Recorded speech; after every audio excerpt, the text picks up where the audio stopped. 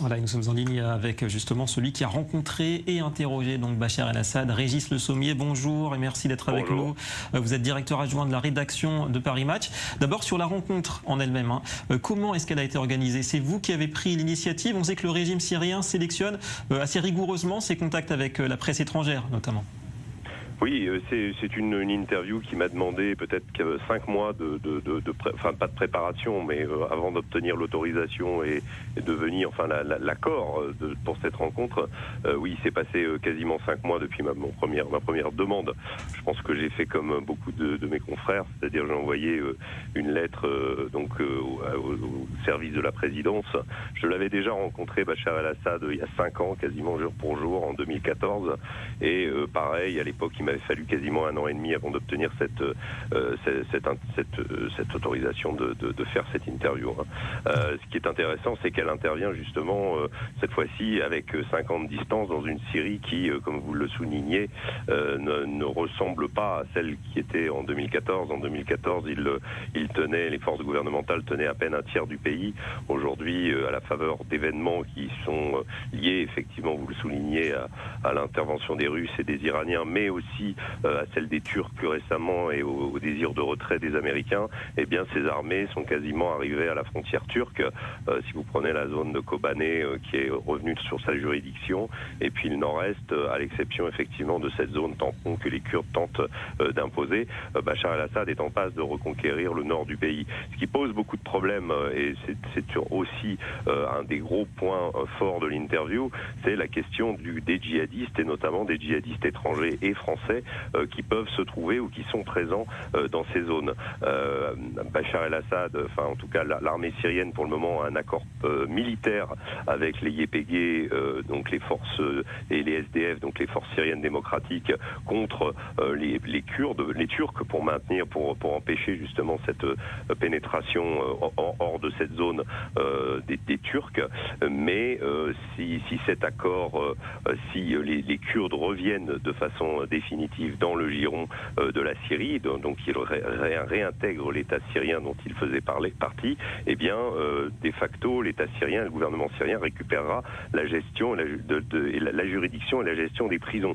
Donc, des quelques 400 djihadistes français qui s'y trouvent, on sait que le ministre des Affaires étrangères français, Jean-Yves Le Drian, est allé le 17 octobre dernier à Bagdad pour tenter de demander aux Irakiens de récupérer ces djihadistes, d'abord pour ne pas qu'ils se sauvent dans la nature et qu'ils continuent à sévir, mais aussi pour qu'ils puissent être jugés là-bas sans avoir à retourner en France, puisque c'est un des gros problèmes. Le gouvernement et une grosse partie de la population, une majorité de la population française ne veut pas entendre parler de retour de ces djihadistes. Et bien là, l'intérêt un des gros points de cette interview, c'est que Bachar el-Assad lui dit ces djihadistes seront jugés selon la loi syrienne en Syrie. Tout djihadiste ayant commis des actes de terrorisme en Syrie sera jugé selon la loi syrienne. C'est quand même un revirement majeur, en tout cas une information majeure dans l'avenir dans ce problème qui est vraiment un problème crucial aujourd'hui que rencontrent les gouvernements occidentaux et en particulier la France. Ouais, on a bien compris que Bachar el-Assad veut montrer qu'il maintient l'ordre aujourd'hui dans son pays. En termes de ressenti, Régis Le Sommier, l'humain, vous avez le sentiment, quand vous l'avez interrogé, d'être en face d'un dirigeant qui se sent légitime ou qui sent un petit peu aussi le pion, comme on le dit, de l'Iran, de la Russie ou même d'un boucher, comme le décrivent ses détracteurs? Comment vous l'avez senti personnellement? Alors c'est quelqu'un qui effectivement était très intransigeant, c'est pas quelqu'un de souple, il a quand même néanmoins cette culture occidentale aussi, et il sait parfaitement jouer des mécanismes médiatiques, il est très fin dans son analyse, même s'il il fait preuve d'un caractère assez impitoyable. Je lui ai posé la question justement de savoir s'il aurait perdu la guerre sans l'Iran et la Russie. Là-dessus, il est un peu plus évasif, même s'il reconnaît que grâce à ses amis, comme il dit, eh bien, il a reconquis des territoires, il a pu reconquérir des territoires, et c'est fort à parier que si ces amis-là n'étaient pas intervenus à ces moments-là, c'est-à-dire l'Iran au début et à partir de septembre 2015 la Russie, eh bien probablement son avenir aurait été largement mis en cause et il aurait dû partir. Donc oui, on le sent là-dessus assez déférent vis-à-vis de ses deux partenaires, mais dans son rôle de chef d'État aujourd'hui, c'est quelqu'un qui a gagné la guerre.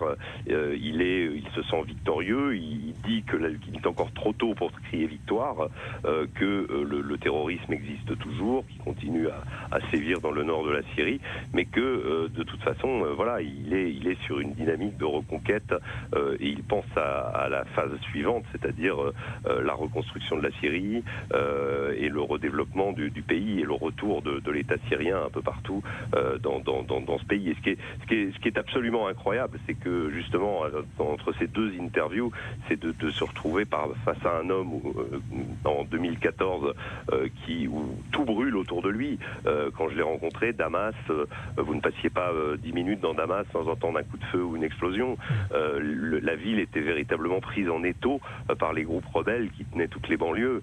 Aujourd'hui, vous allez dans Damas, la circulation est relativement fluide, à l'exception des frappes israéliennes et des échanges avec la DCA syrienne qui ont lieu au sud de la capitale. En dehors de ça, qui en plus sont des frappes qui ont lieu en général la nuit, il n'y a plus de coup de feu, il n'y a plus de combat. Les combats sont dans le nord et voilà, la situation s'améliore progressivement en Syrie pour la population, voilà, même si ça reste très très dur, même si on est dans une crise économique majeure, la livre syrienne est à son plus bas record historique face au dollar, donc il y a beaucoup de problèmes en Syrie, beaucoup de problèmes de déplacés. Je finirai par ce chiffre qui est quand même hallucinant quand on voit cette guerre épouvantable qui a duré 8 ans. Aujourd'hui, un Syrien sur deux est soit exilé, soit déplacé, c'est-à-dire à l'intérieur de la Syrie. Donc vous avez un Syrien sur deux qui n'habite plus chez lui aujourd'hui. Donc c'est une situation absolument dramatique. Et pour remettre tout ça, pour espérer un retour à la normale, il va falloir encore pas mal d'années, à mon avis, et pas mal d'efforts. Et est-ce que ce sera possible? Rien n'est sûr encore. Voilà. Justement, pour conclure, en quelques mois, Régis Le Sommier, on imagine que Bachar el-Assad bénéficie d'une protection extrêmement rapprochée. Dans quel endroit est-ce qu'elle a été réalisée, cette interview? Est-ce que vous connaissiez vous-même l'endroit précis où vous étiez, ou bien on vous a emmené sans vous informer très clairement, précisément? Non, on m'a pas du tout emmené. Je ne connais pas l'endroit précis dans la mesure où on ne l'a pas donné à l'avance. C'est une maison, voilà, une demeure traditionnelle du centre-ville de Damas, qui n'est pas très éloignée de l'endroit où il habite. Donc il est, voilà. Ce qui est toujours assez déroutant avec lui, c'est qu'il y a en apparence assez peu de sécurité autour de lui. Voilà, c'est ce qui m'avait surpris aussi la première fois.